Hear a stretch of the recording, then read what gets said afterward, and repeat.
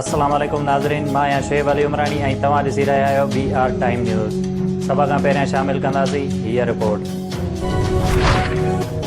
पंजाब असेंबलीअ जे 40 मेंबरनि जी हिमायत जी दावा वठी जहांगीर तरीन जे घर पहुची वियो। तरीन ग्रुप में शमूलियत जो ऐलान करे छॾियो।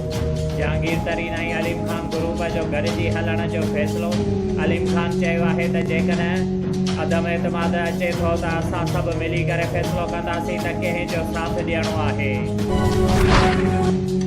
गवर्नर सिंध इमरान इस्माइल जी लाहौर में अलीम ख़ान सां मुलाक़ात। मीडिया सां ॻाल्हाईंदे इमरान इस्माइल चयो त पंजाब जे तर्ज़ हुकूमत ते तहफ़्फ़ुज़ात आहिनि। वज़ीर आज़म इमरान ख़ान जी अलीम ख़ान जे तहफ़्फ़ुज़ात खां आगाह कंदासीं। 24 कलाकनि अंदरि सभु वापसि हिक पेज ते हूंदा।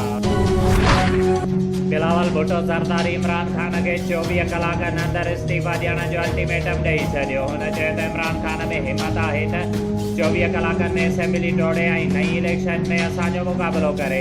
पीपल्स पार्टी, मुस्लिम लीग नून, मौलाना फज़लुर रहमान ऐं ॿियूं अपोज़िशन जमायतूं तव्हां ते हमिलो कंदियूं।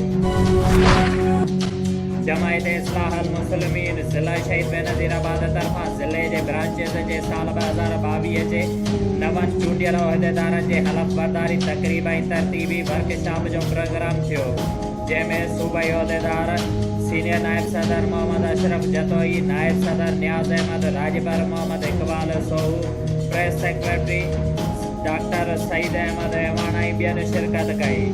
ज़िले सदर गुलाम अकबर भुट्टो नवनि चूंडियल ब्रांचिस जे उहिदेदारनि खां हलफ़ वरितो ऐं मुख़्तलिफ़ मौज़ुअनि ते लेक्चर थिया। शुएब अली उमरानी खे ॾींदा इजाज़त। वधीक ख़बरुनि ऐं अपडेट्स लाइ ॾिसंदा रहो BR टाइम न्यूज़।